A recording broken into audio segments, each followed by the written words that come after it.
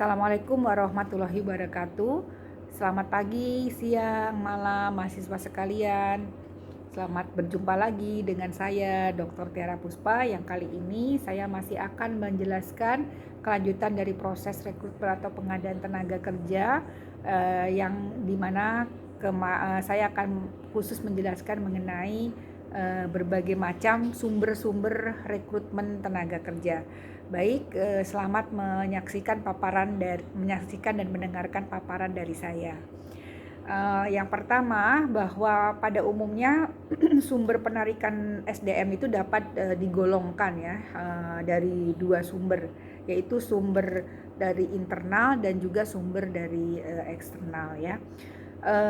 Sumber dari internal itu tentu ya dari sumber di dalam perusahaan atau karyawan perusahaan itu sendiri yang sudah bekerja dalam perusahaan. Nah, ini bisa dijadikan sebagai sumber untuk kita melakukan rekrutmen karyawan baru yang akan ditempatkan di sebuah tempat, mungkin ada divisi baru karena ada pengembangan perusahaan atau ada perluasan, ada pembuatan produk baru sehingga membutuhkan karyawan yang baru, dan ini bisa kita rekrut dari internal karena sejatinya perekrutan dari internal ini akan lebih baik dibandingkan kalau dari eksternal karena kita sudah mengenal bagaimana pribadi karyawan itu, kemudian kebiasaan, keahlian dan sebagainya. Nah, tapi tentu juga ada kelemahannya karena ya ide dan kreativitas, darah segar freshnya itu kan tidak ada gitu ya, bukan tidak ada ya, kita sudah tahu, tapi mungkin kalau dari yang eksternal kan ada perspektif baru. Nah, itu dari yang internal itu ada kekuatan dan ada juga kelemahannya. Tapi selanjutnya kalau dari sumber eksternal kita bisa mendapatkan dari pelamar secara langsung. Jadi pelamar secara langsung ini adalah orang-orang yang melamar lowongan tanpa adanya pembukaan atau pembukaan resmi dari perusahaan, itu nggak ada, tetapi orang-orang biasanya suka melamar kapan saja. Nah, itu disebut sebagai pelamar yang langsung ya. Nah, ada juga istilah namanya referrals ya. Referral adalah atau pelamar yang berdasarkan referensi ya. Jadi karena dia diberikan referensi oleh seseorang mungkin dari dalam perusahaan itu untuk dianjurkan melamar ke dalam organisasi tersebut. Nah, kedua sumber rekrutmen ini masing-masing memiliki beberapa keunggulan tentunya ya. Oke.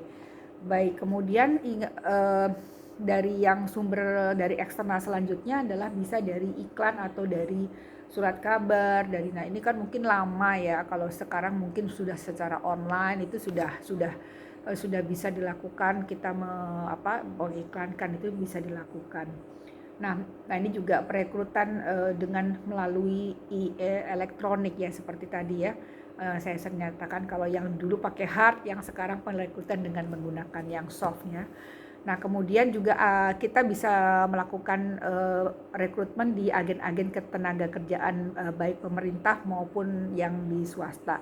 Nah, kalau di Indonesia biasanya penyelenggara dari Bursa Tenaga Kerja ini adalah Departemen Tenaga Kerja ya.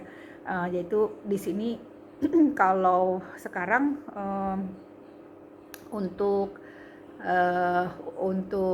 pemerintah ini kan dia memberikan satu peluang juga ya, bahkan presiden kita juga memberikan satu ini ya untuk lowongan ya untuk siapa-siapa saja yang belum mendapatkan pekerjaan gitu ya, untuk bisa mendapatkan satu insentif gitu ya, untuk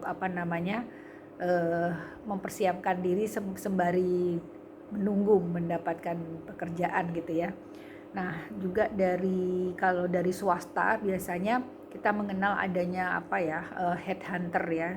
Jadi khusus lembaga yang mencari menyiapkan orang-orang yang memang sudah kualifikasinya itu di atas ya, untuk direkrut bukan lagi sebagai karyawan yang operasional, tapi di tingkat yang paling tinggi, mungkin sebagai manajer. Nah, ini kan mencarinya juga tidak mudah ya, artinya kalau membuka di surat kabar atau dengan menggunakan elektronik ini nggak mudah menemukannya. Nah, kalau ini adalah ada satu headhunter, jadi dia khusus untuk memberikan satu apa ya, menyiapkan lah ya orang-orang yang bertalenta untuk ya dia bisa diambil untuk keperluan rekrutmen di keperluan manajemen Puncak. Bagi demikian teman-teman dan para mahasiswa sekalian, pemaparan dari saya mudah-mudahan dapat dipahami, dan selamat berjumpa di penjelasan lain terkait dengan